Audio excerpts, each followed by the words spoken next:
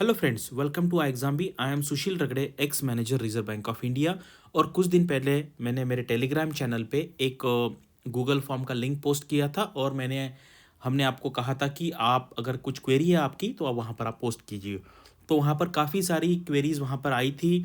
तो हमने सोचा कि चलो इसको हम एक वीडियो थ्रू यहाँ पर इसका जवाब दिया जाए। तो काफ़ी सारी क्वेरीज थी। फेज़ वन प्रिपरेशन है, फेज़ टू प्रिपरेशन है, इंटरव्यू में कैसे मार्क देते हैं, कुछ गैप है तो क्या होगा नहीं होगा, इस तरीके के क्वेरीज थी। सैलरी के बारे में था, पर्क्स कितने हैं, पोस्टिंग कैसे होती है, कुछ एलिजिबिलिटी रिलेटेड क्वेरीज थी, एज रिलैक्सेशन मिलेगा नहीं मिलेगा, बैंकर को कैसे एज रिलैक्सेशन मिलता है, ये सारी क्वेरीज थी। तो मैक्सिमम क्वेरीज मैंने यहाँ पर कवर की है। तो अगर आपका कुछ आपका भी डाउट हो सकता है, मैं मतलब इससे रिलेटेड, तो अगर आप पूरा वीडियो देखेंगे तो मैक्सिमम क्वेरीज आपकी यहाँ पर क्लियर हो जाएंगी। और अगर आपको कुछ क्वेरीज है मतलब आरबीआई के प्रोसेस रिलेटेड, जो कुछ भी क्वेरीज है, पोस्टिंग कैसे होती है, ट्रांसफ़र क्या है, प्रिपरेशन कैसे करें, बहुत सारी क्वेरीज नेक्स्ट ईयर के प्रिपरेशन के लिए थी। कुछ लोग फर्स्ट ईयर में पढ़ाई कर रहे हैं, सेकंड ईयर में कर रहे हैं, 2023 में किसी को एग्ज़ाम देना है, 2024 में देना है, ऐसे भी क्वेरीज मैंने यहाँ पर कवर की है। तो चलो स्टार्ट करते हैं। तो स्टार्ट करने से पहले, अगर आप में से कोई ये साल का सीरियसली अटेम्प्ट देना चाहता है तो आपको ये एक्टिविटी सबसे पहले करनी है। आपको यहाँ पर जाना है वेबसाइट पे। यहाँ पर आपको प्रीवियस ईयर पेपर में जाएंगे आप, आरबीआई ग्रेड बी के फेज़ वन में। तो यहाँ पर आपको 2015, 16, 17, 18, 19 और 21, 20 में एग्ज़ाम नहीं हुआ था कोरोना की वजह से। तो 6 पेपर आपको यहाँ पर अवेलेबल है। तो लास्ट ईयर का जो पेपर है 2021 का, फेज़ वन का ईएसआई और एफएम का पीडीएफ फॉर्म में मैंने यहाँ पर अवेलेबल करके दिया है। आप नीचे लिंक में जाके देख सकते हैं। और अगर आपको ये सारे पेपर मॉक टेस्ट के फॉर्म में सॉल्व करने हैं तो आप यहाँ पर जाके प्रीवियस ईयर पेपर में जाके यहाँ पर आप यहाँ पे सॉल्व कर सकते हैं। तो सॉल्व करते वक्त क्या करना है, बस आपको जीए सेक्शन अटेम्प्ट नहीं करना है, क्योंकि पुराने क्वेश्चन होंगे तो वो देखने का कोई मतलब नहीं है। तो आप क्यूआरई सेक्शन यहाँ पर अटेम्प्ट कीजिए। तो मैंने पर्पसफुली ये पहले स्लाइड इसलिए लिया है कि फिर बाद में फिर स्टूडेंट बीच में वीडियो छोड़ देते, तो ये इंपॉर्टेंट चीज़ है आपके प्रिपरेशन के लिए। तो आपको एक अंदाज़ा आएगा कि किस टाइप के क्वेश्चन आते हैं, डिफ़िकल्टी लेवल कितनी हाई होती है, कितनी लो होती है। तो उससे आपको प्रिपरेशन के लिए अच्छी डायरेक्शन मिलेगी। तो यहाँ पर देखिए, जितनी सारी क्वेरीज थी स्टूडेंट ने जो पूछी हुई, एग्जैक्टली मैंने वैसे के वैसे यहाँ पर पोस्ट कर दिया है। तो आपको, आप में से कुछ स्टूडेंट ऐसे भी होंगे कि जिन्होंने ये क्वेरीज पूछी है। तो यहाँ पर हम सिमिलर टाइप का क्वेरीज लेंगे और बाद में हम रैंडमली भी सारी क्वेरीज यहाँ पर करने का ट्राई करेंगे। तो यहाँ पर क्या है कि आरबीआई का करियर प्रोग्रेशन कैसा है। तो आपको पता है आरबीआई, अगर जनरल आप गवर्नमेंट सर्विस देखेंगे ना, तो वहाँ पे क्या कहते हैं, ग्रुप कहते हैं। जैसे मान लीजिए ग्रुप ए सबसे ऊपर होता है, उसके बाद बी है, सी है, टी है। तो आरबीआई में कहते हैं ग्रेड। तो ये रिवर्स ट्रेंड है, मतलब आरबीआई में कहेंगे तो इसको आप कहेंगे ग्रेड। तो ये हो गया आपका ग्रेड ए, जो सबसे लोअर लेवल का होता है ऑफिसर में। फिर है बी, सी, डी, ई, एफ। ठीक है। तो आरबीआई में क्या है, ग्रेड ए के लिए रिक्रूटमेंट डायरेक्टली नहीं होती है। जो लोग आरबीआई असिस्टेंट ज्वाइन करते हैं वो ग्रेड ए बन जाते हैं 4 से 5 साल में। ठीक है, एग्ज़ाम होती है कॉम्पिटिटिव एग्जामिनेशन इंटरनल, उसके बाद वो बनते हैं। फिर उसके बाद यहाँ से यहाँ आने के लिए फिर से 5 साल लगते हैं। और जो लोग डायरेक्टली ग्रेड बी बनते हैं, जैसे आरबीआई ग्रेड बी के थ्रू, उसको आरबीआई में कहते हैं मैनेजर। तो इसको कहेंगे मैनेजर। सी मतलब है एजीएम, डी है डीजीएम, ई है जीएम, एफ है सीजीएम, चीफ जनरल मैनेजर। इसके बाद होता है ईडी, इसके बाद होते हैं डेप्यूटी गवर्नर। ठीक है, एंड उसके बाद गवर्नर। तो इनका जो अपॉइंटमेंट है गवर्नर डिप्टी गवर्नर का, वो सेंट्रल गवर्नमेंट से होता है। लेकिन यहाँ पे डिप्टी गवर्नर में टोटल 4 पोस्ट होती है, वहाँ से 2 पोस्ट जो है वो RBI grade B officer join करता है उनके लिए होती है। मतलब इस बार 3 है, क्योंकि जो माइकल पात्रा सर जो है वो डिप्टी गवर्नर बने हैं, वो एज अ एक्सटर्नल कैंडिडेट वो बने। तो इस बार 3 लोग आरबीआई से है, अदरवाइज जनरली 2 होते हैं। तो यहाँ से यहाँ प्रमोशन जो होता है वो ऑटोमेटिक प्रमोशन है, वो 7 ईयर्स के बाद होता है। ठीक है, 7 ईयर्स, कभी कभी 8 भी ईयर लगते हैं कुछ लोगों को, कुछ लोगों को 9 भी लगते हैं। पहले एक्चुअली ऐसा था कि कुछ लोग 3 साल में बने थे, कुछ 4 साल में, 5 साल में। अभी मिनिमम 7 कर दिया है। जिनका परफॉर्मेंस बहुत ख़राब है उनको 8 या 9 साल लगते हैं। अदरवाइज नॉर्मली मेरे जो बैचमेट्स थे सारे के सारे 7 या कुछ लोग 8 साल में बन गए। फिर यहाँ से आप आगे 5 to 6 ईयर्स पकड़ लीजिए, एवरी प्रमोशन के लिए 5 to 6 ईयर्स। एंड यहाँ से यहाँ आपने देखा एग्ज़ाम हो गया, ग्रेड सी के लिए एग्ज़ाम होता है, ठीक है। ग्रेड सी के लिए से ग्रेड सी में एग्ज़ाम होगा ग्रेड डी बनने के लिए, ठीक है। B to C तो आपका ऑटोमेटिक हो गया, B to C क्या हो गया, automatic. C to D exam है, फिर से बाद D to E जो है वो ऑटोमेटिक है, एंड E to E जो है वो फिर बाद में आपका इंटरव्यू होगा। तो इस तरीके से ये आगे का प्रोसीजर है, जिन्होंने ये सवाल पूछा था उसका वो आंसर है। अभी यहाँ पर देखते हैं कि होम पोस्टिंग के बारे में क्वेश्चन है, यहाँ पर ट्रांसफ़र पॉलिसी के बारे में क्वेश्चन है, यहाँ पर भी लोकेशन के बारे में क्वेश्चन है, डेपुटेशन के बारे में क्वेश्चन है। तो ये सारे हम यहाँ पर करेंगे। और ये जो सैलरी वाला है डिपार्टमेंट के बारे में है, तो जो सैलरी वाले हैं ये सैलरी स्लिपर्स ये मैं आगे के स्लाइड में कवर करूँगा। तो यहाँ पर देखिए कि जो पोस्टिंग है ये आपको पता है, ये है आपका ऑल इंडिया जॉब, ठीक है।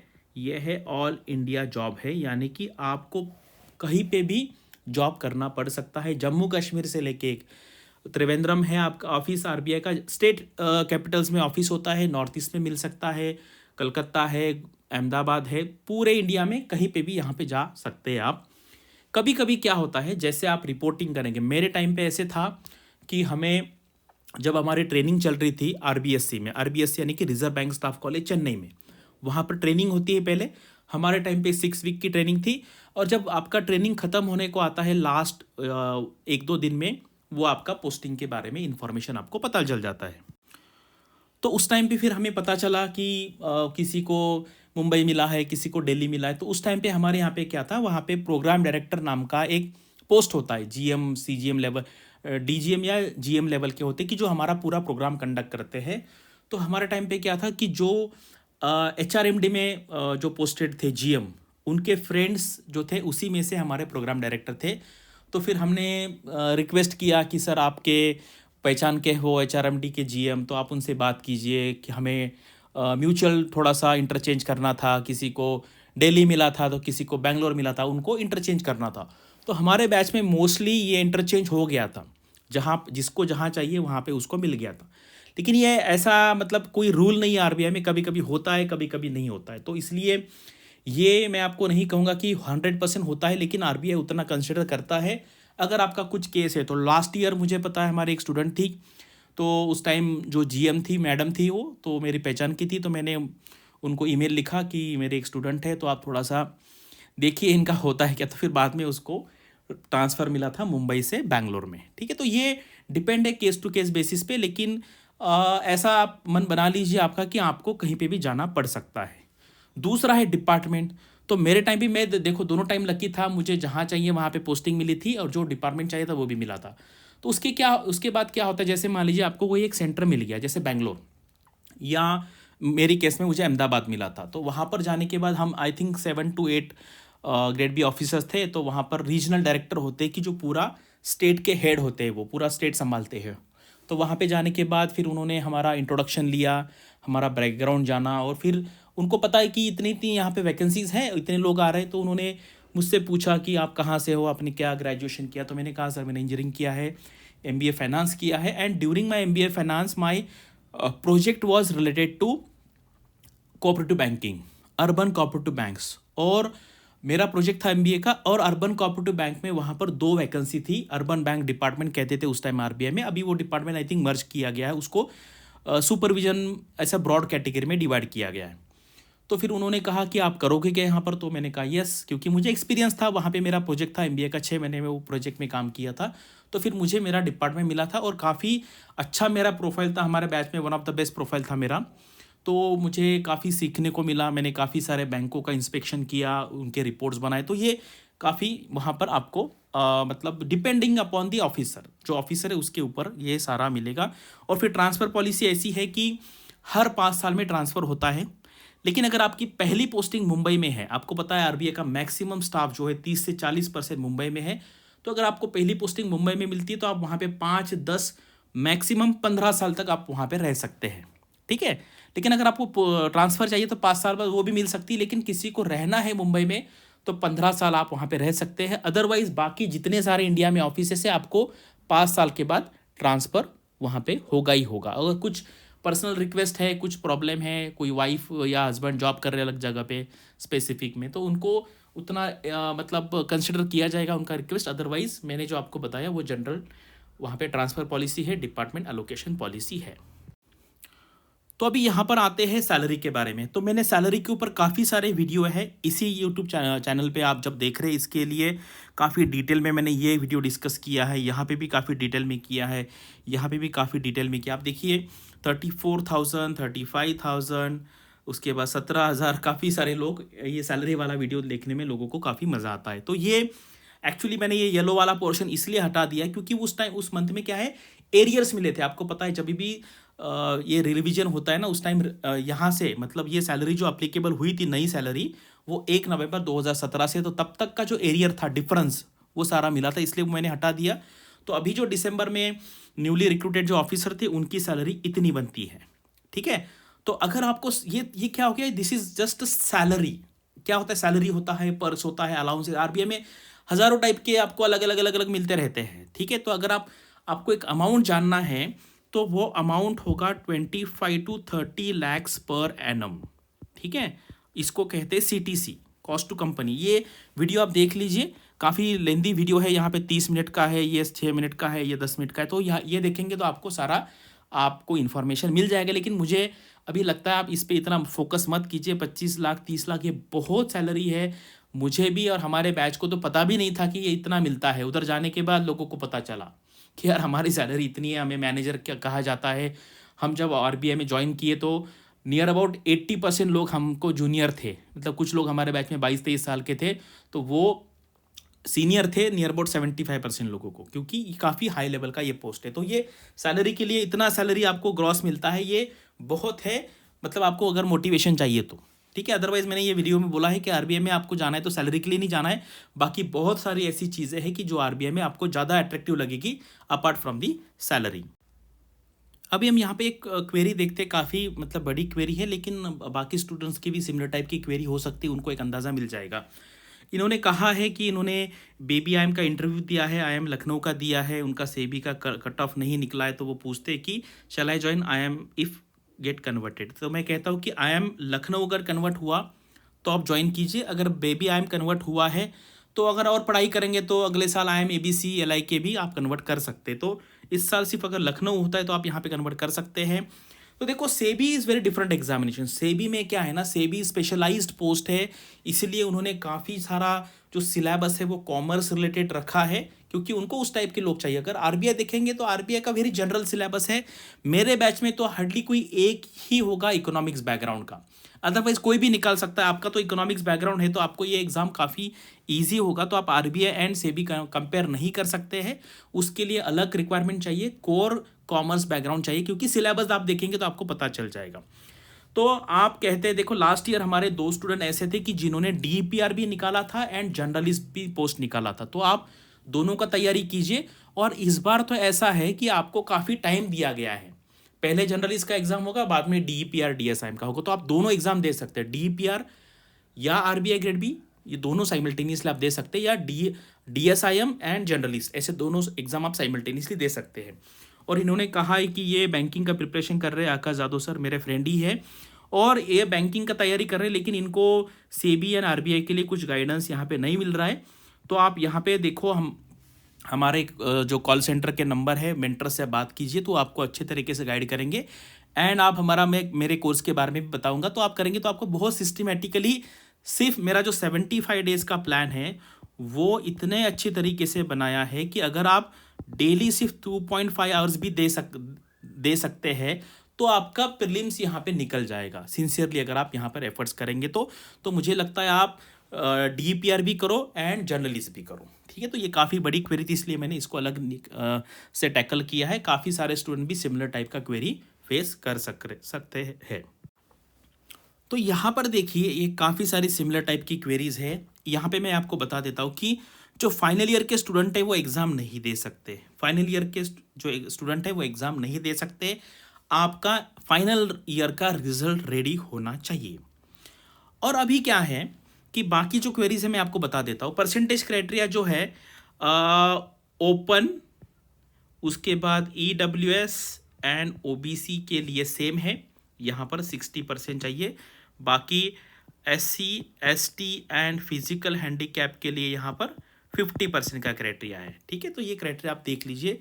और जो एज रिलैक्सेशन का है ना, तो मैं आपको यहाँ पे क्लियरली बता देता हूँ।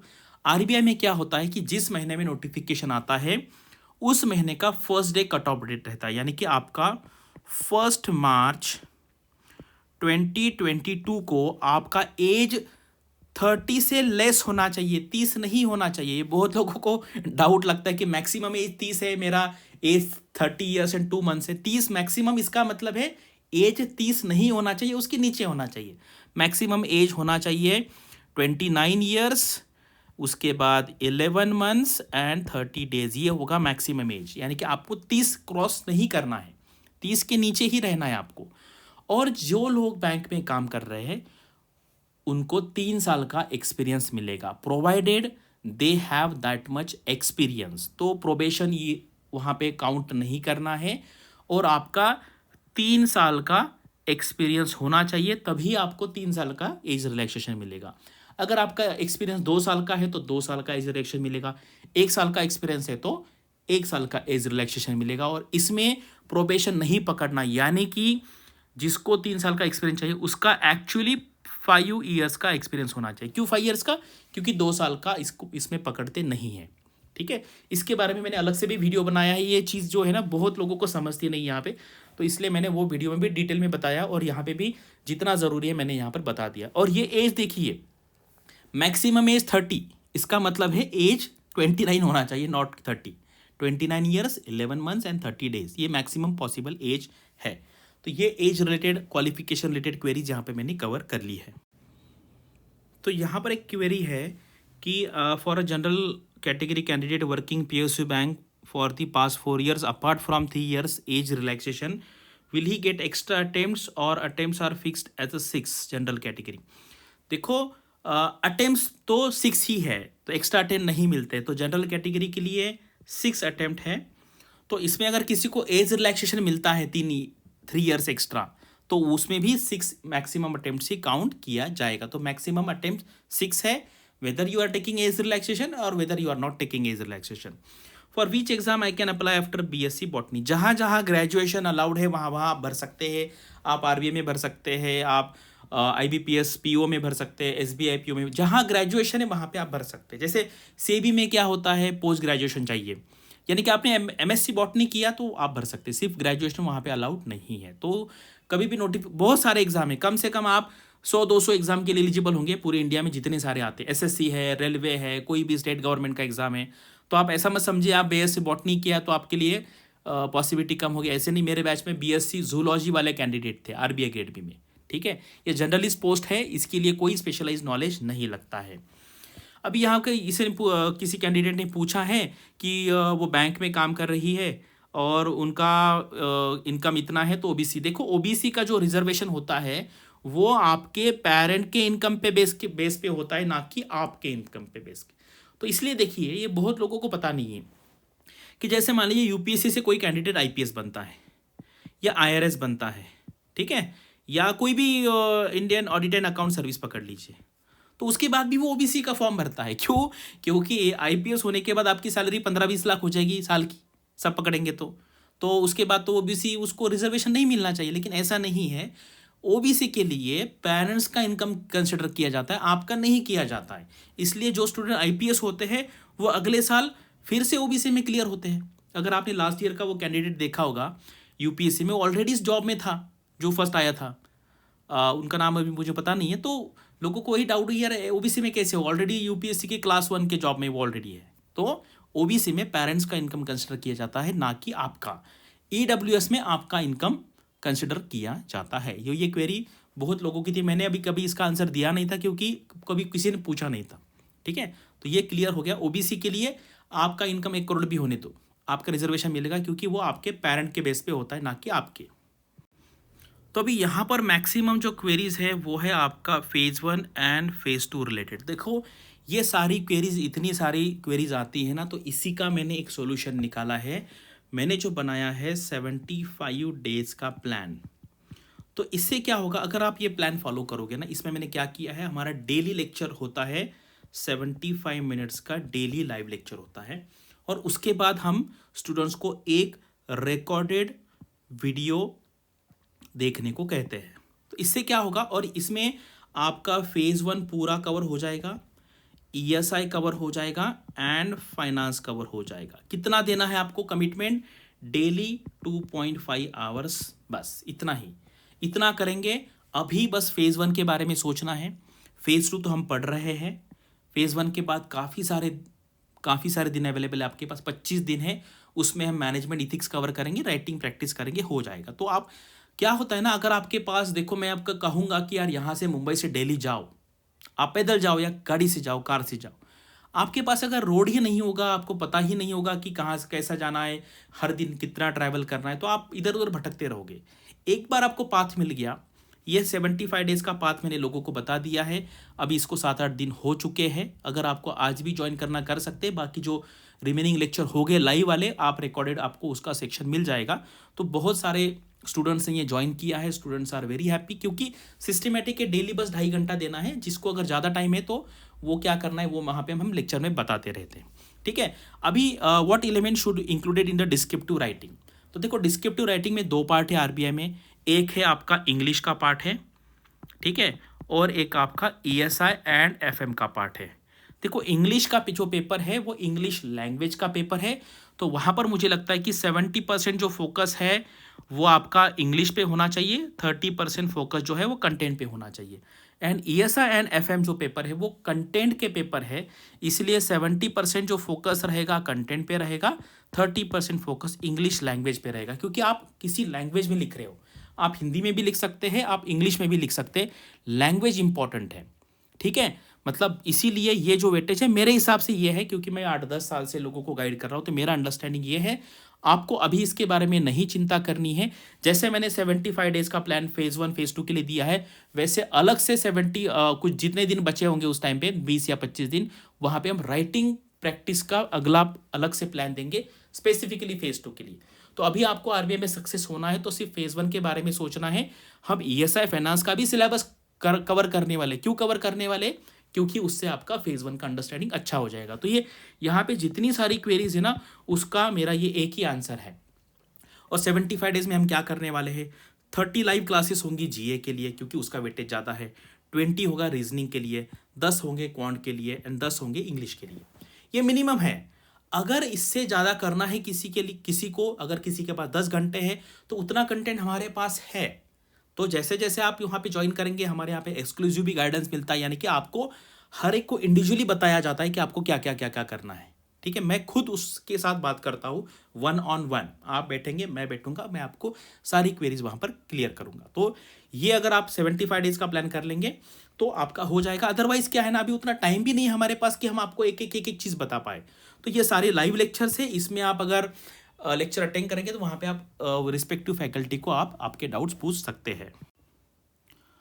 तो यहाँ पर देखिए, how to prepare ESI static and current, how to revise financial newspaper का क्या करें, एंड डिस्क्रिप्टिव राइटिंग। यहाँ पर भी डिस्क्रिप्टिव राइटिंग का क्वेश्चन है, यहाँ पे भी डिस्क्रिप्टिव राइटिंग है। यहाँ पे कैसे चेक करते हैं मैं आपको बता दूंगा। जीए डायनामिक पार्ट कैसे, तो क्वांट है। देखो यहाँ पे रिवाइज करना, कैसे रिटेंशन करना, ठीक है, ये तो आपको, इसको कहते हैं मगिंग अप। तो अभी हमने एक्सट्रीम बी का कोर्स किया था अभी रिसेंटली, तो उसमें क्या है ना, अभी जैसे मान लीजिए ऑनलाइन में पढ़ाते समय कुछ मतलब कंस्टेंट्स आते हैं, तो वहाँ पर हमने दिल्ली में 4 दिन लोगों को बुलाया था। हमने सुबह 8 से लेके रात को 12 बजे तक पढ़ाई की, और मैंने वहाँ पे स्टूडेंट्स को दिखाया कि कैसे वो याद रख सकते हैं। वहाँ पे जितने सारे स्टूडेंट थे हमारे यहाँ पे, वो सब ने वो करके दिखाया। तो मैंने कहा ये है, आपको इस तरीके से याद रखना है। उन्होंने करके दिखाया, उनको खुद को बिलीव नहीं हो रहा है हमने कैसे याद किया। तो देखो इसमें क्या है, आपको उसको अलग तरीके से लिखना है, उसको बार बार रिवाइज करना है, तब आप रिवाइज कर पाएंगे। मैंने वहाँ पे उनको एक्चुअल डेमो दिखाया। अदरवाइज क्या होता है यहाँ पे, हम आपको कैसे बताएं, तो इसमें 2 तरीके हैं। एक तो उसको हमें कुछ न्यूमोनिक्स फॉर्म में बताना है, एंड देन आपको बार बार उसको बैठ के रिवाइज करना पड़ेगा। हमने किया है, मतलब आपने स्कूल में किया है। हमारे स्कूल की एग्ज़ाम कैसी होती थी, हम जाते थे एग्ज़ाम के लिए और सारा जो साल भर में पढ़ा है हम वहाँ पे लिखते थे। देखो आरबीआई का अगर आप एग्ज़ाम देखेंगे ना, ये मोर करंट अफेयर्स ओरिएंटेड है, ठीक है। तो अभी मैं बताऊँ, मेरे यहाँ पे हमारे कोर्स में मैंने पूरे ESI का कोर्स 12 लेक्चर में और पूरा फाइनेंस जो है वो 12 लेक्चर में, यानी कि 24 लेक्चर्स में, यानी कि 24 आवर्स में मैंने पूरा ESI एंड फाइनेंस कवर किया है। उतना भी अगर किसी ने देख लिया, उतना भी, तो आप डेफिनेटली पूरा पेपर लिख सकते। लास्ट ईयर मैंने टेस्ट सीरीज बनाई थी, वो ओपनली मैंने मेरे टेलीग्राम चैनल पे पोस्ट किया था और उसी में से सारे के सारे क्वेश्चन आए थे ESI फाइनेंस डिस्क्रिप्टिव में। तो मेरे स्टूडेंट ने बस उतना ही प्रैक्टिस किया, मैंने पेपर चेक किया और उनको सारे क्वेश्चन उन्होंने अटेम्प्ट किए। ठीक है, फाइनेंशियल न्यूज़पेपर पढ़ने का ये टाइम नहीं है। अगर आप अगले साल के लिए करना चाहते हैं तो आप हिंदू प्लस बिजनेस स्टैंडर्ड ये कॉम्बिनेशन लेके चल सकते हैं। उसके लिए मैं अलग से लेक्चर बनाऊंगा अगले साल के लिए कि फाइनेंशियल न्यूज़पेपर कैसे पढ़ना है। अभी मैं जो यहाँ पे वीडियो बनाता हूँ कोर्स में, मैं खुद बनाता हूँ इकोनॉमिक बैंकिंग फाइनेंशियल अवेयरनेस में, उसके लिए मैं नियर अबाउट 8 न्यूज़पेपर्स रेफर करता हूँ। अगर आपको नाम चाहिए, हिंदू है, बिजनेस स्टैंडर्ड है, उसके बाद टाइम्स ऑफ इंडिया है, इकोनॉमिक टाइम्स है, उसके बाद बिजनेस लाइन है, फाइनेंशियल एक्सप्रेस है, उसके बाद मिंट है, उसके बाद इंडियन एक्सप्रेस हो गया, हिंदुस्तान टाइम्स हो गया। इतने सारे न्यूज़पेपर पढ़ के फिर मैं वीडियो बनाता हूँ, यानी कि आपको वो पढ़ने की ज़रूरत नहीं। न्यूज़पेपर पढ़ने में प्रॉब्लम क्या है ना, कि आपको समझ में नहीं आएगा कि यार कौन सा न्यूज़ रिलेवेंट है, कौन सा न्यूज़ रिलेवेंट नहीं है, इसलिए स्टूडेंट का बहुत ज़्यादा टाइम जाता है। तो इसलिए क्या है, फिर आपने हमारा कोर्स क्यों ज्वाइन किया या क्यों करेंगे? आपका एनर्जी सेव होगा, आपका टाइम सेव होगा जब हम आपको रेडीमेड देंगे, बस आपको उसकी रिवीजन करनी है। एंड डिस्क्रिप्टिव आंसर के लिए क्या है ना, अगर कोई कहेगा स्विमिंग कैसे करना है, अगर आप इसका वीडियो देखेंगे तो आपको कभी नहीं आएगा, तो वो आपको करना पड़ेगा आप मेंटर के अंडर गाइडेंस में, और फिर वो आपको वहाँ पे कैसे इंप्रूवमेंट करना है बताएंगे। इसी तरीके से हम क्या करेंगे, आपके पेपर चेक करेंगे।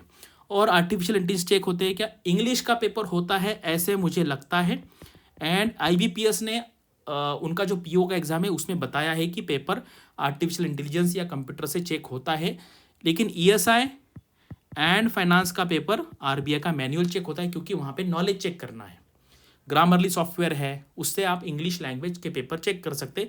ये मेरा अंडरस्टैंडिंग है कि इंग्लिश का पेपर कंप्यूटर से चेक होता होगा, लेकिन वैसा ऑफिशियली कोई स्टांस RBI का यहाँ पर नहीं है।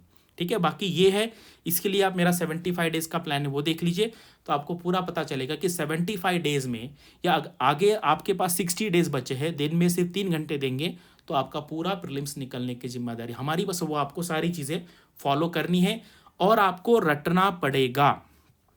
रटना पड़ेगा मतलब आपको मगिंग अप करना पड़ेगा। यहाँ के गवर्नर कौन है, ये स्कीम को कितना एलोकेशन हुआ है, ये स्कीम कब लॉन्च होने वाली है, इसका कब ख़त्म होने वाली है, सस्टेनेबल डेवलपमेंट गोल नंबर 4 क्या है, 8 क्या है, ये ऐसे एग्जाम में नहीं आएगा, ये रटना पड़ेगा। तो एक्सट्रीम बी के कोर्स में हमने स्टूडेंट से सारे के सारे गोल सीक्वेंस में रटवाए, तो वो करना पड़ेगा, अदरवाइज स्टूडेंट खुद नहीं करते हैं।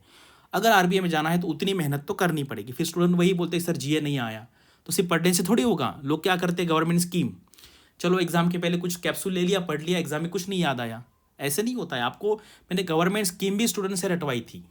ठीक है, वो करना पड़ेगा, वो तभी वो आएगा, अदरवाइज सिर्फ एक बार पढ़ लिए तो रिटेंशन नहीं होगा। देखो यहाँ पर मैंने ये क्वेरीज पिछले स्लाइड में कवर किया है, ये भी कवर किया है। अभी यहाँ पर मैं बता देता हूँ कि how to justify gap and resignation from previous employer. तो अभी आप इसकी चिंता मत कीजिए। लास्ट ईयर हमारे 116 स्टूडेंट फाइनल सेलेक्ट हुए हैं। उनका प्रोफाइल कैसे था इसके ऊपर मैंने वीडियो बनाया है। कुछ स्टूडेंट ऐसे थे जिनका 3 साल का गैप है, 4 साल का गैप है, 5 साल, 6 साल, 7 साल का गैप भी है। तो गैप है किसी का 5 साल का, इसका मतलब वो घर पे थोड़ी बैठा है खाली। किसी ने UPSC का अटेम्प्ट दिया है तो that is not a crime कि you prepared for UPSC for 4 attempts in which you cleared sometimes prelims, sometimes mains, but finally you could not get any seat. So that was not a crime. तो आप ये बात समझ लीजिए कि gap है मतलब ऐसा। देखो मुझे बताओ, इंटरव्यू के जो मार्क्स है सिर्फ और सिर्फ आपने वो इंटरव्यू में क्या कैसे आंसर दिए उस पर डिपेंड है। मुझे बताओ, एक स्टूडेंट ऐसा है कि 21 साल से लेके 29 साल तक कुछ नहीं किया, मान लीजिए सिर्फ घर पे बैठा है, उसको 20 क्वेश्चन पूछे इंटरव्यू में और 20 क्वेश्चन के आंसर उसने दिए इंटेलिजेंटली, तो वो क्या करेंगे? इसका गैप है इसलिए उसको निकाल देंगे क्योंकि मैक्सिमम एज 30 है, बस यही क्वालिफिकेशन है। और आपने इंटरव्यू के टाइम पे आंसर दिया, खत्म। और मैं आपको बताऊं नहीं, ऐसे एग्जाम्पल है, ये तो मैंने आर्टिफिशियल एग्जाम्पल दिया, लेकिन इस केस में भी वो उसको सेलेक्ट करेंगे कि 8 साल का गैप है। पर ये क्या है, ये क्वेश्चन किस लिए पूछा, नॉलेज चेक करने के लिए पूछा, वहां पे आया। ये क्या है ना, ये गैप बताना, कुछ लोग जिनका सिलेक्शन नहीं होता ना, ये उनकी कमियां छुपाने का वे है कि लोग थोड़े ऐसे कहेंगे मुझे 10 क्वेश्चन पूछे, मुझे तो एक भी नहीं आया। वो क्या करते हैं, किसी को पॉइंट आउट करते हैं, मेरा गैप था इसलिए मुझे लिया नहीं। ऐसा बिल्कुल नहीं है, उनकी दुश्मनी थोड़ी आपके साथ, ठीक है। क्या है, इंटरव्यू का परफॉर्मेंस एंड रिटर्न में 300 में से 250 लाने में आपको किसने रोका है। यहां पर आपका गैप आता है क्या, 300 में से 250 ला सकते हैं स्टूडेंट, तो यहां पे फोकस कीजिए ना कि। और मैं कहता हूं कि ठीक है, किसी का गैप है ना 10 साल का, 5 साल का, चलो 75 में से 5 मार्क 10 मार्क ऑलरेडी निकाल लो, तो इससे थोड़े आपका सिलेक्शन रुकने वाला है। तो ये क्या है ना, ये गैप है, ये है, ये सारे एक्सक्यूजेस है, जो लोग सिलेक्शन नहीं करते उनका एक्सक्यूजेस है। मैंने ये देखा है पिछले 10 साल में। आपको बताओ 2019 में एक कैंडिडेट को मार्क्स मिले थे 35, ठीक है, और कहता है मेरे पे इंजस्टिस हुआ, क्यों सिलेक्शन नहीं हुआ। इसी साल उस कैंडिडेट को मार्क मिले 25, सिलेक्शन हो गया। अभी थोड़ी क्रिटिसाइज करेगा कि मुझे कैसे लिया, क्योंकि इस बार उसको फेज 2 में ज़्यादा मार्क्स थे। तो बात यही है ना कि यहाँ पे आपको परफॉर्म करना है एंड इंटरव्यू में जो पूछे गए क्वेश्चन को आपका जवाब देना है, बस। ये गैप भी फिर है, ये आपका बैकग्राउंड है, पर ये है वो सारा एक्सक्यूजेस है, ठीक है। मैंने 5,000 लोगों का यहाँ पर फेस टू फेस बात किया है, और 500 स्टूडेंट जो सेलेक्ट हुए उनको गाइड भी किया है, तो मुझे पता है क्या वर्क होता है, क्या वर्क नहीं होता है, ठीक है। चलिए, ये डिस्क्रिप्टिव राइटिंग का क्वेश्चन ले लिया है। प्रायोरिटी टॉपिक्स ऐसा कुछ नहीं है, सारा का सारा करना है, कवर ऑल। और ऑल 15 दिन में फेज 2 का हो सकता है। कैसे हो सकता है, सिलेबस दिया हुआ है, वो बस पढ़ना है। मैंने कहा ना, मैंने 24 वीडियो बनाए हैं, 24 वीडियो 24 घंटे के हैं।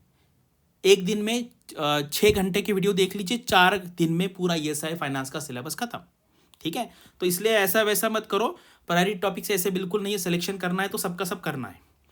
ESI का वीडियो स्ट्रैटेजी सेशन ये मैं करूँगा, ठीक है, ये वीडियो मैं करूँगा, क्योंकि इसमें फिर वो बहुत लेंथी हो जाएगा। डिटेल सैलरी सी पर्क्स मैंने बता दिया है। इंग्लिश इज़ वीक, देखो इंग्लिश इज़ वीक है तो क्या करना है, प्रैक्टिस करना है।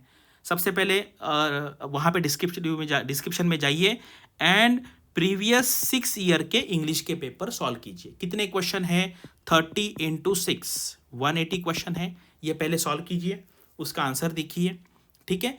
एंड उस टाइप के क्वेश्चन हमारे यहाँ पे इंग्लिश के बहुत सारे 100 से ज़्यादा 200 से ज़्यादा वीडियो होंगे, वो अगर आप सीरियली देख लेंगे तो आपका मिनिमम 50% आपको इंग्लिश में आ जाएगा, इतनी गारंटी हमारी है। बस आपको वो सारे वीडियो देखने हैं। कंप्लीट स्ट्रैटेजी फेज 1, देखो ये 75 डेज का जो मेरा प्लान है ना, वो कंप्लीट स्ट्रैटेजी है, वो आप करेंगे तो हो जाएगा। एंड कट ऑफ वॉज, देखो कट ऑफ क्या है ना, कट ऑफ से कोई फर्क नहीं पड़ेगा, कट ऑफ 60 आए या 150 आए, इससे फर्क नहीं पड़ेगा। कोई ऐसे कैसे फर्क नहीं पड़ेगा, ये रिलेटिव एग्जामिनेशन है, रिलेटिव कंपटीशन है। रिलेटिव कंपटीशन का मतलब क्या है, पेपर डिफिकल्ट रहेगा तो सबको डिफिकल्ट लगेगा और कट ऑफ कम हो जाएगा। पेपर इजी है तो सबको अच्छा जाएगा, कट ऑफ ऊपर जाएगा। इसका मतलब है every year RBI near about 3,000 लोगों को सेलेक्ट करता है। इसका मतलब है आपको पहले 3,000 लोगों में आना है। कंप्यूटर को बिल्कुल पता नहीं आपको कितने मार्क्स है, कंप्यूटर क्या करेगा, पहले 3,000 लोगों को ले लेगा, बस वो सेक्शनल जो कट ऑफ है वो वहाँ पे लगा देंगे। 2017 में इंग्लिश का पेपर इतना डिफिकल्ट था, क्वांट का कट ऑफ 30 में से 4 था। तो जब एग्जाम हॉल में जाएंगे तो प्रीवियस ईयर का कट ऑफ दिमाग में रख के हुए एग्जाम हॉल में नहीं जाना है। अभी लोग अगले साल क्या करेंगे, चलो इस बार था कट ऑफ 67 और ये कट ऑफ लेके अगर अंदर हॉल में अगर आप एंटर करेंगे और पेपर बहुत ईजी आएगा तो क्या होगा, एक बार कट ऑफ 134 भी गया है, क्योंकि पेपर बहुत ईजी था, सबको 100 के ऊपर मार्क्स थे। लास्ट ईयर पेपर इतना डिफिकल्ट था, किसी को भी 100 के ऊपर मार्क्स नहीं थे। तो ये कॉम्पिटिटिव एग्जाम है, रिलेटिव एग्जाम है, तो इसलिए क्या करना है, मैक्सिमम मॉक टेस्ट देनी है और उसमें आइडेंटिफाई करना है आपको कौन सा सेक्शन वीक जाता है। जो क्वेश्चन गलत आए उसका थ्योरी देख लो एंड कोई भी टेस्ट देते समय आपका रैंक देख लो। जैसे मान लीजिए 10,000 लोगों ने टेस्ट दिया है, तो पहले 10% में आने का ट्राई कीजिए 1000 में, उसके बाद पहले 100 में आने का ट्राई कीजिए, 100 यानी कि टॉप 1%। आप कोई भी टेस्ट सीरीज में टॉप 1% में रहेंगे कंसिस्टेंटली, तो आपका प्रीलिम डेफिनेटली निकल जाएगा।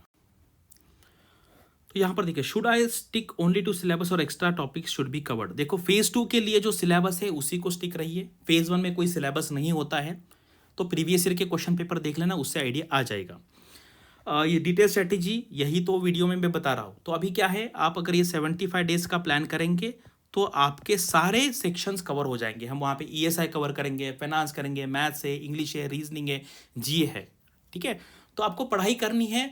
बाकी ऐसे को ऐसी स्ट्रैटेजी बिटेजी कुछ नहीं होती। लोगों को लगता है सर ऐसा कुछ बताइए मुझे कि मेरा सिलेक्शन हो जाएगा, ऐसा नहीं है। तो अगर मैं कहूँगा कि कौन का प्रैक्टिस करो हर दिन 3 घंटे, तो लोग कहेंगे यार ये क्या बोल रहे हैं आप, कुछ बताइए ऐसा इंटरेस्टिंग कि कुछ एक दवा है कि आपके पास, वो ले लेंगे तो हम पास हो जाएगा। ऐसा बिल्कुल नहीं है, आपको मेहनत करनी पड़ेगी। एंड पढ़ाई करना मैक्सिमम लोगों के लिए बोरिंग काम है, लेकिन हमें ये बोरिंग काम करना है। क्यों? क्योंकि इसके बाद आरबीआई में जाने के बाद हमारी लाइफ बहुत इंटरेस्टिंग होने वाली है।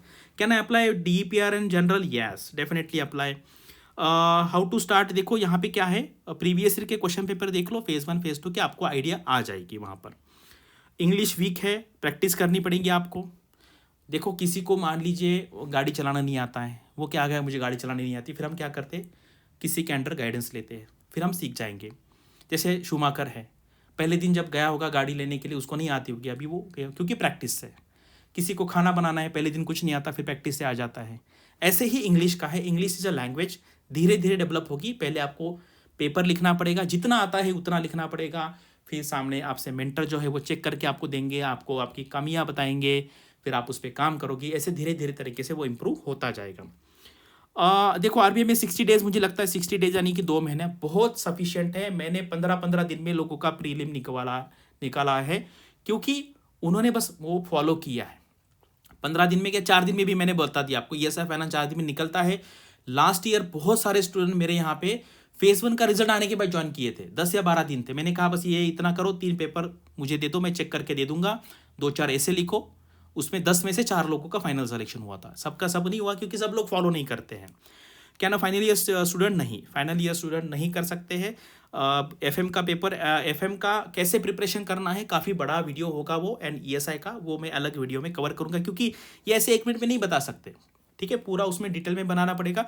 और अगर आपको डे वाइज प्लान चाहिए तो आप ये प्लान कर सकते हैं। इसमें पूरा ईएसआई फाइनेंस अभी कवर करेंगे, मैनेजमेंट क्योंकि प्रीलिम्स में यूजफुल नहीं है, इसलिए हम उसको प्रीलिम्स के बाद कवर करने वाले हैं, मैनेजमेंट एंड एथिक्स को। तो यहाँ पर क्या है, is there any special batch for working professional? देखो ये 75 डेज का जो मैंने प्लान बनाया है, डेली 2.5 आवर्स का, तो ये स्पेसिफिकली जो वर्किंग प्रोफेशनल है उनको सामने रख के वही बताया है, क्योंकि मैक्सिमम लोग आरबीआई करने वाले, जॉब करने वाले स्टूडेंट हैं, आईटी में जॉब करते हैं, बैंक में करते, तो और जो जॉब नहीं करते फिर उनको हम कहते हैं कि आप एडिशनल इनपुट्स लगाओ यहाँ पर, ठीक है। अभी ये सारी क्वेरीज थी ना, ये एलिजिबिलिटी रिलेटेड है। तो अभी देखो ये कुछ लोग कहते हैं कि एलिजिबिलिटी क्राइटेरिया चेंज हो जाएगा, पैटर्न चेंज हो जाएगा। ये देखो मैंने आरबीआई में काफ़ी अंदर पूछा है, 3 सीजीएम को पूछा है, चीफ जनरल मैनेजर, लेकिन उसमें से कोई एचआरएमडी का नहीं था, 3 अलग अलग उनको पूछा। उन्होंने कहा हमें इसके बारे में कोई आइडिया नहीं। और देखो आपको पता है, जब तक मुझे कंफर्म न्यूज़ नहीं होती मैं किसी को बताता नहीं। आपको पता है ये सारा कितनी वैकेंसी थी, एग्जाम कब होगा, मैंने आपको 1 महीने पहले बता दिया था। अभी इसके बारे में पता नहीं है, इसलिए मैं इस पर कोई कमेंट नहीं करूँगा। लेकिन आप इतना भरोसा रखिए, अगर सिलेबस में कुछ भी चेंज होता है तो मैंने पहले ही कह दिया कि उसी दिन मैं यूट्यूब पे लेक्चर लूँगा इमीडिएटली, अगर कोई सिलेबस नया ऐड करते हैं तो। क्योंकि कुछ लोग बोल रहे थे सेंट्रल बैंकिंग ऐड होगा, हमारे यहाँ पे कम से कम 5 या 6 लोग ऐसे हैं कि जो आरबीआई में काम कर चुके हैं। मैं तो डायरेक्टली पढ़ाता हूँ, सीपी जोशी सर है, डॉक्टर शर्मा है, और बाकी भी जो इंटरव्यू में गाइडेंस करने वाले हैं। तो आप उसकी चिंता मत कीजिए सिलेबस की। और जो एलिजिबिलिटी क्राइटेरिया है ना, मुझे नहीं लगता वो चेंज करेंगे। देखो आरबीआई में क्या है ना, इकोनॉमिक्स के लिए अलग सी पोस्ट है, तो वो इकोनॉमिक्स वाले वहाँ जाते हैं। स्टैटिस्टिक्स वालों के लिए अलग पोस्ट है। आरबीआई ये जर्नलिस्ट पोस्ट है, इसके लिए वो कभी नहीं करेंगे। आप अभी तक आरबीआई में कभी पोस्ट ग्रेजुएशन वाला क्राइटेरिया नहीं था। अगर आपको देखो क्या है, अगर आप वेट करेंगे ना और 4-5 दिन लगेंगे फुल नोटिफिकेशन आने के लिए, तब तक आप टाइम वेस्ट मत करना, पढ़ाई करते रहिए, बाद में देखा जाएगा, ठीक है। अगर फिर लोग वेट करते रहेंगे, टाइम वेस्ट करेंगे, और मान लीजिए आपने 8-10 दिन गवा दिए और फिर बाद में आप हो गए एलिजिबल, वैसे भी फिर आपका एग्जाम गया। फिर ये अगर आपने अच्छा हुआ, अच्छा आपके पास टाइम अवेलेबल है और आपने टाइम पास किया तो तो वो बात दिमाग से अभी हटा दीजिए, मुझे नहीं लगता इतना डिफिकल्ट क्राइटेरिया वो करेंगे कि आरबीआई का क्या हिस्ट्री है, एवरी 5 ईयर में करते हैं, पिछले साल ही बदल दिया, तो अभी मुझे नहीं लगता इस साल फिर से बदलेंगे। लेकिन क्या है ना, लोगों का क्या है ना, निगेटिव बात इमीडिएटली पकड़ लेते हैं, सर उसने ऐसा कहा, सर उसने ऐसा कहा कि गैप वालों को नहीं लेते। तो पॉजिटिव बात सोचिए, नेगेटिव बात लोगों को इमीडिएटली को कैप्चर कर लेते हैं, ठीक है। इसलिए टाइम पास मत कीजिए, पढ़ाई करते रहिए। और बैंकिंग एग्ज़ाम में quant, English, reasoning, GA, GK, ESI, finance, management, ethics, इतना सारा ऑलरेडी है, मुझे नहीं लगता इसके बाहर और कुछ पूछेंगे। और अगर स्पेस टेक्नोलॉजी, ओशियन टेक्नोलॉजी अगर इंट्रोड्यूस करेंगे वो कल, तो मैं उसका पहला लेक्चर ले लूँगा, तो आपको उसकी टेंशन लेने की ज़रूरत नहीं है। आपको लगता है स्पेस टेक्नोलॉजी, ओशन टेक्नोलॉजी वो इंट्रोड्यूस करेंगे, तो क्यों हम डरते हैं?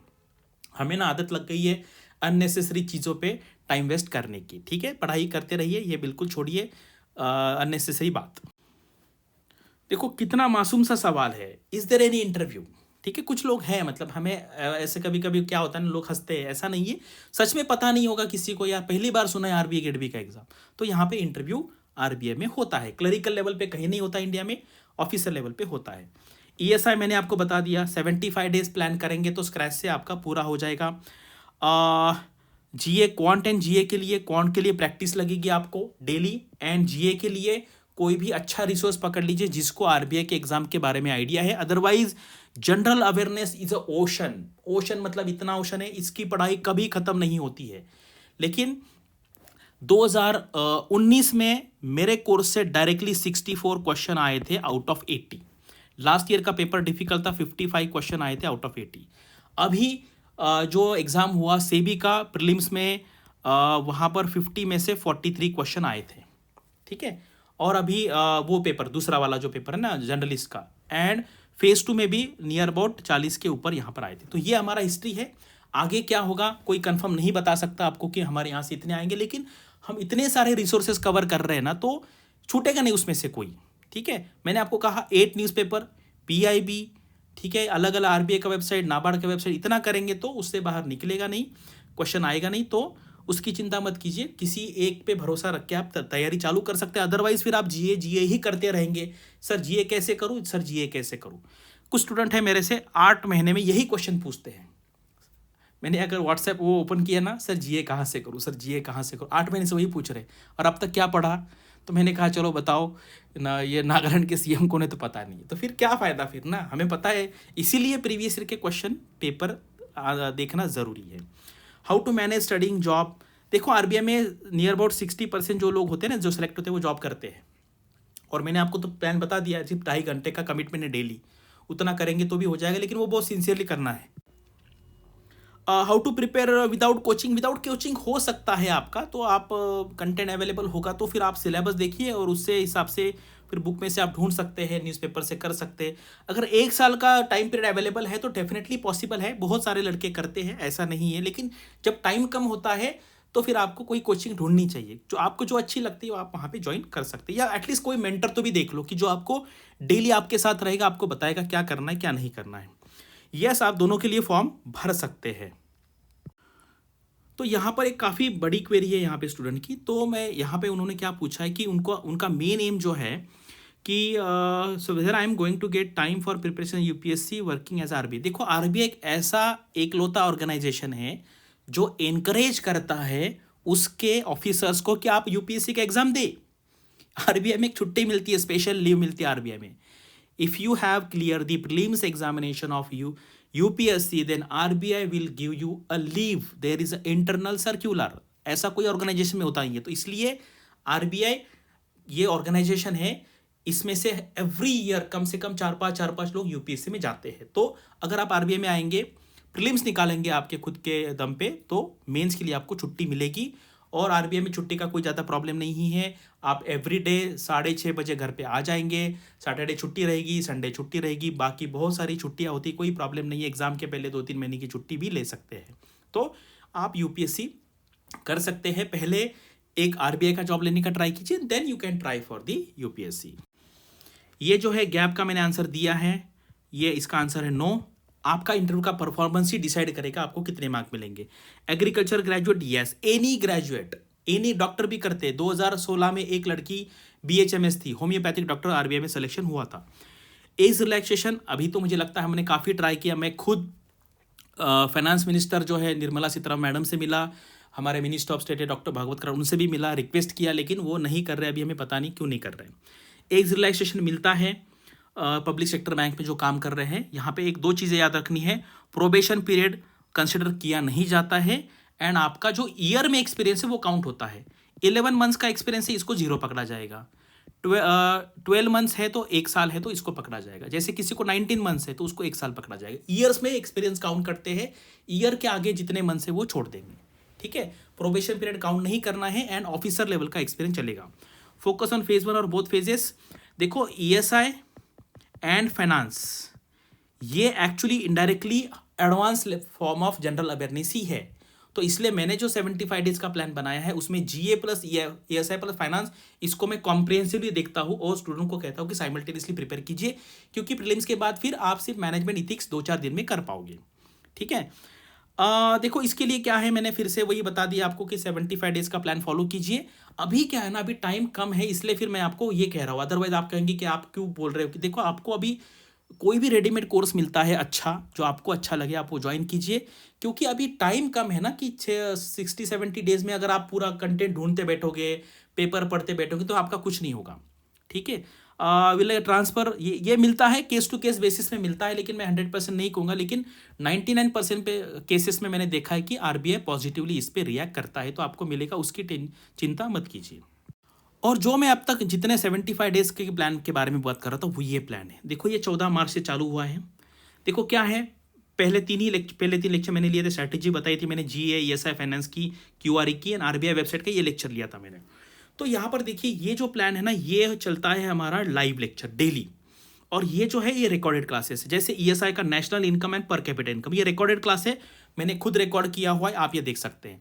अगर आप ये सारे टॉपिक्स देखेंगे ना, ये सारे जो राइट साइड में है, ये एक्चुअली फेज 2 के टॉपिक्स है, लेकिन ये सारे टॉपिक्स यूजफुल है आपके GA के लिए। मुझे बताओ, नेशनल इनकम अकाउंटिंग है, इकोनॉमिक बैंकिंग, फाइनेंशियल अवेयरनेस, ये दोनों जगह पे यूजफुल है। ग्लोबल फाइनेंशियल सिस्टम है, क्या चल रहा है बाहर पूरे वर्ल्ड में। उसके बाद सस्टेनेबल डेवलपमेंट है, एनवायरमेंटल इश्यूज है, ये प्रीलिम्स में भी आते हैं, मेंस में भी आते हैं। तो ऐसा डे 1, 2, 3, 4 करके 75 डेज का प्लान है। तो देखो आज यहाँ पर है आपका 23 मार्च, तो आज ये एक लेक्चर होगा नवंबर जनरल अवेयरनेस का and economic banking financial awareness का। ये रिकॉर्डेड लेक्चर है, ये मैंने बनाया हुआ है। एंड ये देखो ये जून से है, मतलब मैंने जो फेज 2 का टाइम पीरियड है वो 12 मंथ्स है। फेज 2 में 12 महीने का पूछा जाता है, एंड फेज 1 में 8 महीने तक पूछा जाता है। तो ये अगर कोई करता है सिंसियरली, ये करना है, मतलब ये जो है ना, ये रटना है, सिर्फ पढ़ने से नहीं होगा, देखने से नहीं होगा, तो उसका प्रीलिम्स तो डेफिनेटली निकलेगा ही निकलेगा। ठीक है, सिंसियरली करना है, रिवीजन करना है, एंड जो जॉब कर रहे हैं वो एग्जाम के पहले 1-2 हफ्ते का थोड़ा सा अगर आपको छुट्टी मिलता है वो लेने का ट्राई किए। और अगर किसी को हमारा जो प्लान है वो ज्वाइन करना है, जो मैंने आपको बताया है, तो आप यहाँ पे डिस्काउंट 42% का ले सकते हैं, या मार्केट में बहुत सारे कोर्सेस है, आप जाइए वहाँ पर देखिए कौन पढ़ा रहे, उनका एक्सपीरियंस कितना है, अगर आपको वो अच्छा लगता है तो आप वो भी ले सकते हैं, ऐसा नहीं है। लेकिन इसलिए लेना है क्योंकि अभी टाइम कम है, आपकी एनर्जी सेव हो गया, आपका टाइम भी सेव होगा। बस तो यही मुझे आपको बताना था।